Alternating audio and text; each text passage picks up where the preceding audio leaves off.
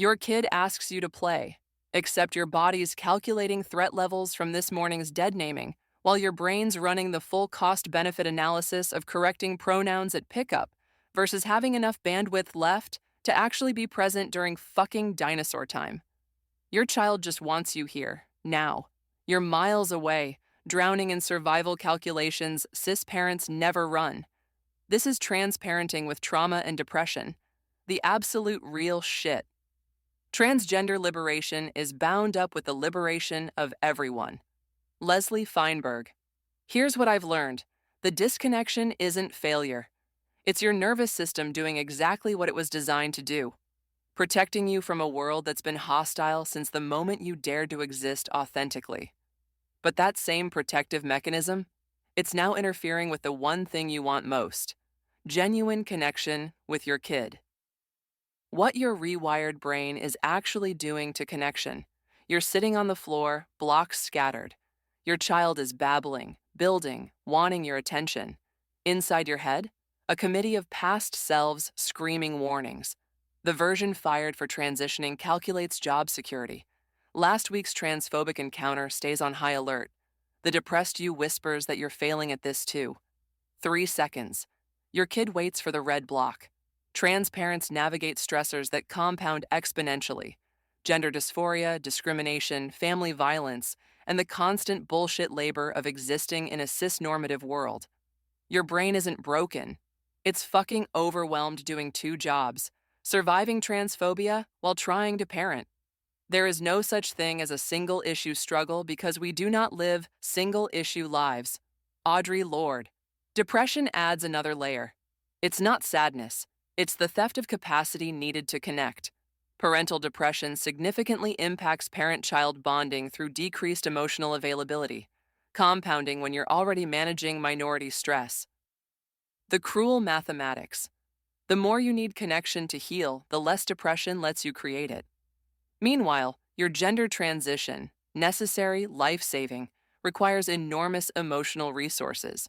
You're reconstructing your identity as individual and parent simultaneously. Some days you barely have enough energy to affirm yourself, let alone show up fully for a child who needs consistency.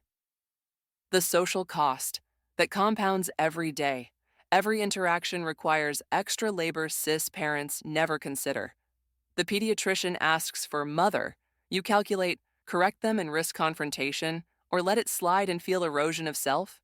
Your kid's friend's parent uses wrong pronouns at pickup. Split-second choice.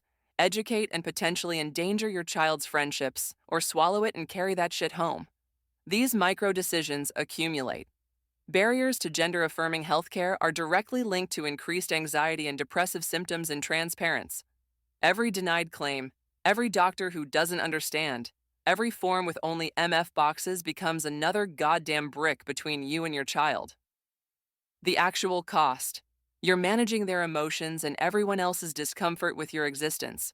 You're translating the world's transphobia so it doesn't land directly on your kid. You're parenting through your own trauma while trying not to pass it down. The thing that breaks me? You can't just parent. You parent while defending your right to exist.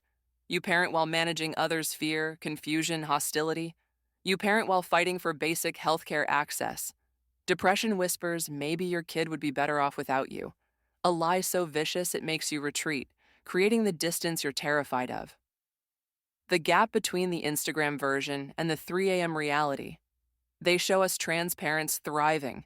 Beautifully curated photos of gender-affirming households where everyone uses the right pronouns and love conquers all.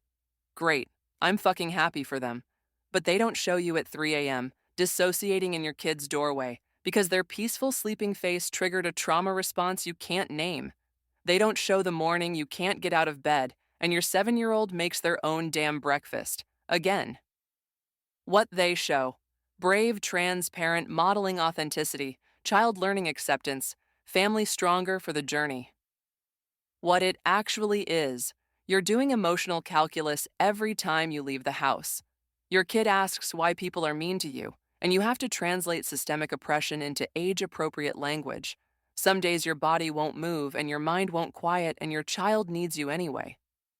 The gender euphoria moments are real, but they exist alongside gender dysphoria that makes it hard to be touched, even by the kid you'd die for.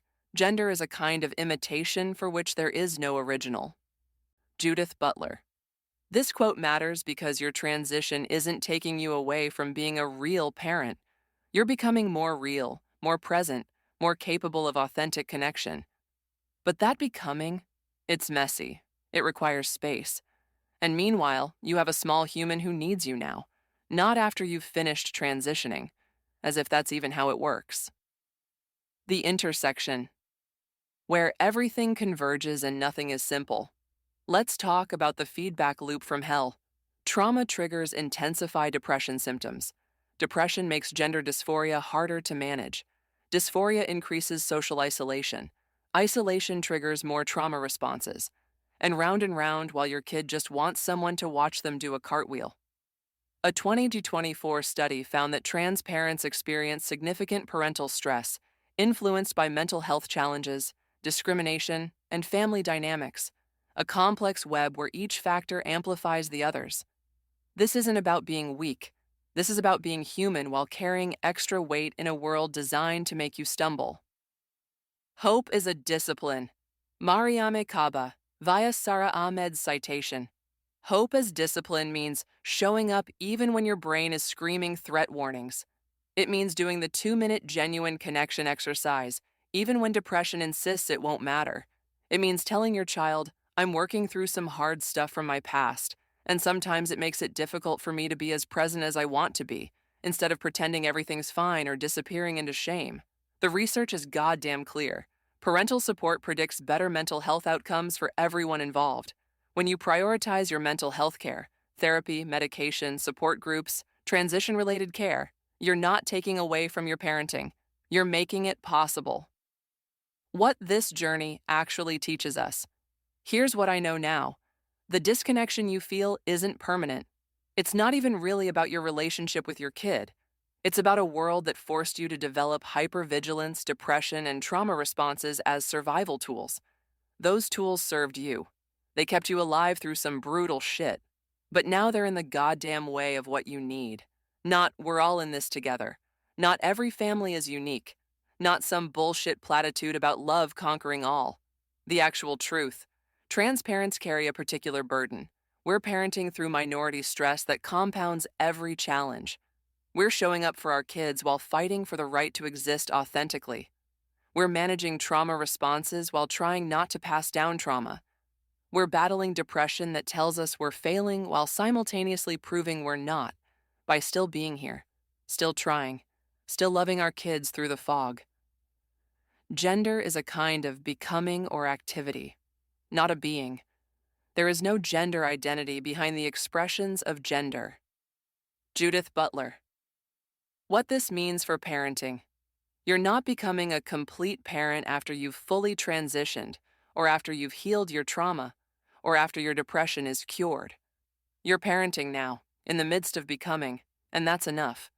Your kid doesn't need you perfect. They need you real. What we carry forward, from the ruins tomorrow, you'll probably still calculate safety at the playground. Someone will probably still use wrong pronouns. Depression might still make getting out of bed feel impossible. Your trauma responses won't magically disappear just because you've read this or done therapy or tried really fucking hard. But here's what I know. You can learn to notice the disconnection without shame.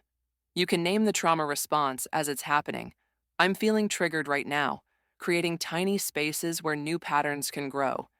You can seek community with other trans parents who get it, who've done this math, who know the weight. The relationship you're building with your child through this healing journey won't look like some idealized version of parenting. It'll look like resilience. It'll look like a kid who learns that humans can face difficult challenges and seek help. It'll look like authenticity that most families never achieve because they never had to fight for it. Your child will remember that you showed up. Not perfectly, not without struggle, but you showed up. You sought help. You kept trying even when depression lied and trauma screamed and the world made it harder than it ever should have been. That's not failing. That's fucking survival. That's love doing its best work under impossible conditions. And that's enough.